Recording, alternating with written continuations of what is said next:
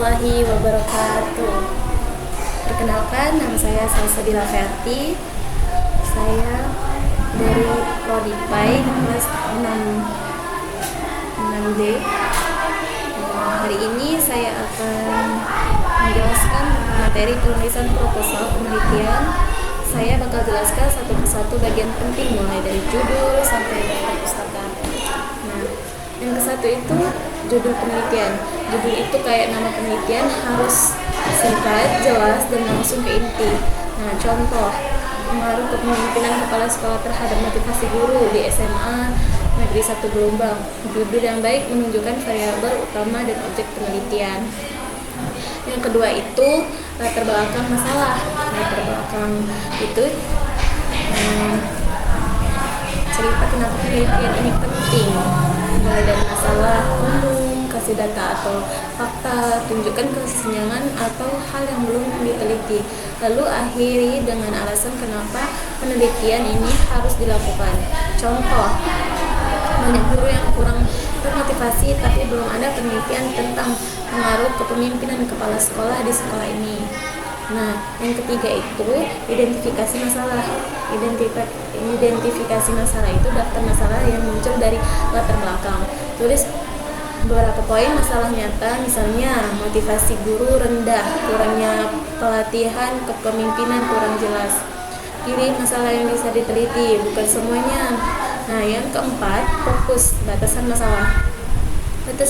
Batasan masalah itu menentukan ruang lingkup supaya penelitian nggak melebar. Tulis lokasi, waktu, atau variabel yang diteliti. Contoh, penelitian ini hanya di SMA Negeri 1 Gelombang selama tahun 2025. Fokus pada kepemimpinan transformasional dan motivasi guru. Nah, yang kelima itu rumusan masalah. Rumusan masalah itu pertanyaan penelitian. Buat satu pertanyaan utama, bisa ditambah sub pertanyaan. Nah, contoh, apakah kepemimpinan kepala sekolah berpengaruh terhadap motivasi guru? Nah, pastikan pertanyaan bisa dijawab lewat data. Nah, yang keenam, tujuan penelitian. Tujuan penelitian itu hasil yang ingin dicapai sesuai dengan rumusan masalah. Contoh, menganalisis pengaruh kepemimpinan kepala sekolah terhadap motivasi guru. Nah, yang ketujuh, manfaat penelitian. Manfaat penelitian menjelaskan siapa yang dapat untung dari hasil penelitian. Ada manfaat teoritis dan praktis. Contoh, sebagian bahan rekomendasi pelatihan bagi kepala sekolah. Nah, yang kedelapan, hipotesis. Hipotesis itu dugaan sementara yang akan diuji. Tulis hipotesis 0 dan hipotesis alternatif.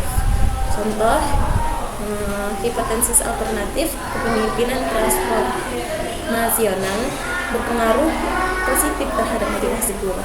Nah, yang kesembilan itu kerangka teori.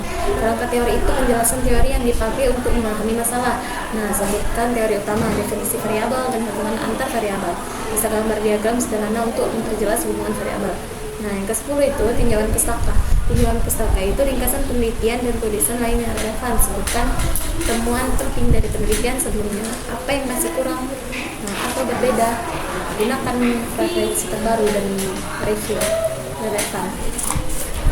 Nah, yang 11, metode penelitian. Metode penelitian itu cara kerja penelitian tulis jenis penelitian, kuantitatif atau kualitatif, populasi dan sampel, cara ambil data, kuesioner, wawancara, alat ukur, teknik analisis, dan etika. Untuk kuantitatif, jelaskan uji statistik yang akan digunakan. Untuk kualitatif, jelaskan cara analisis tematik. Nah, yang ke-12 itu sistematika pembahasan. Sistematika pembahasan itu daftar isi singkat untuk laporan akhir. Contoh, bab 1 pendahuluan, dan bab 2 pinjaman pustaka, dan bab 3 itu ada metode. Nah, bab keempat itu ada hasil dan pembahasan, dan bab kelima kesimpulan dan saran. Nah, yang ada 13 itu daftar pustaka. Nah, daftar pustaka itu sumber-sumber yang kamu pakai tulis sesuai format yang diminta. Misalnya bab 7, pastikan semua kutipan di teks ada di daftar pustaka dan sebagainya. Nah, itu dari review lengkap dari semua bagian proposal penelitian. Nah, saya akhiri. Wassalamualaikum warahmatullahi wabarakatuh. Terima kasih teman-teman.